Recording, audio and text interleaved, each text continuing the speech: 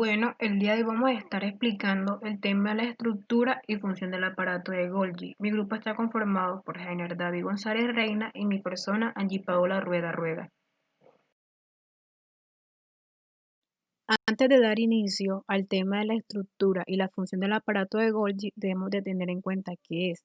El aparato de Golgi es un organulo que contiene todas las células eucariotas, es decir, las que poseen un núcleo definido en su citoplasma y este forma parte del sistema de endomembranas.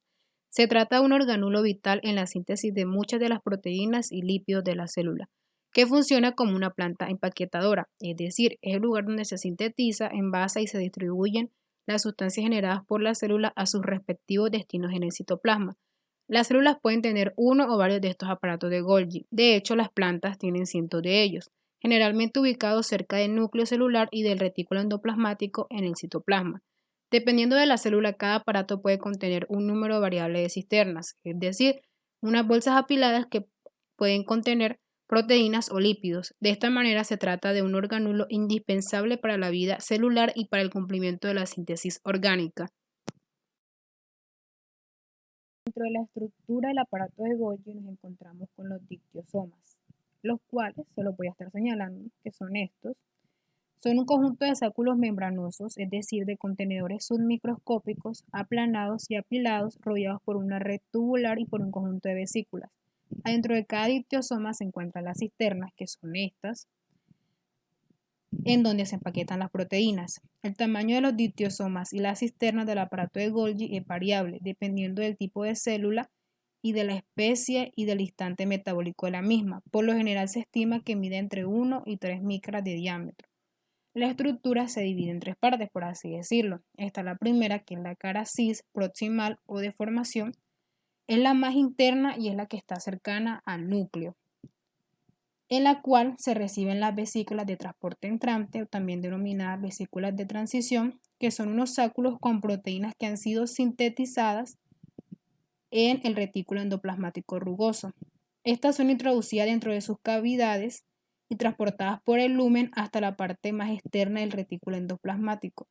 El contenido de las vesículas de transición se incorporan a las cisternas del aparato de Golgi. De cada cisterna salen nuevas vesículas que se incorporan a la siguiente cisterna. Van haciendo así hasta llegar por acá.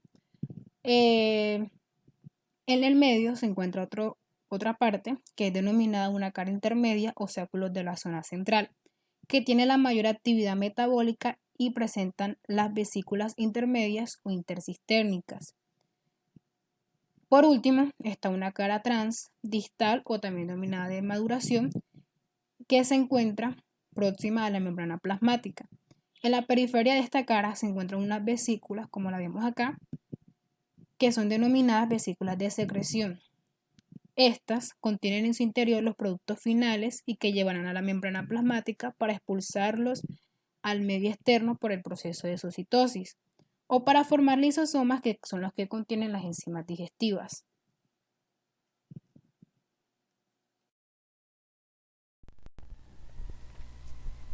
Bueno, función. El aparato de Golgi está ubicado encima del retículo endoplasmático. Tiene como función modificar, almacenar y exportar proteínas sintetizadas en el retículo endoplasmático a distintas partes del organismo. El aparato de Golgi es una parte de la célula formada por membranas, y hay diferentes tipos de membranas. Algunas son túbulos y otras son vesículas. El aparato de Golgi está situado cerca del núcleo. Se dice que es un cuerpo perinuclear. De hecho, está también junto al retículo endoplasmático.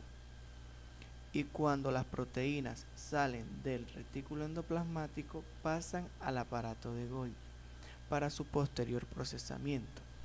Como por ejemplo, en algunas proteínas se agregan carbohidratos y a continuación estas glicoproteínas o compuestos formados por carbohidratos y proteínas salen del aparato de Golgi al resto de la célula y lo hacen dentro de las vesículas.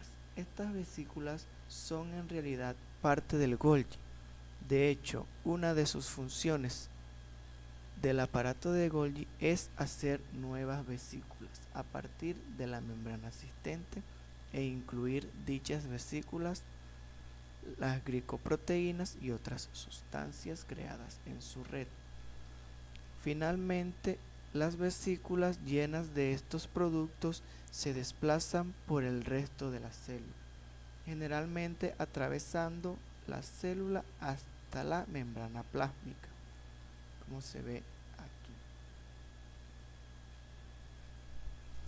Salen de aquí del retículo endoplasmático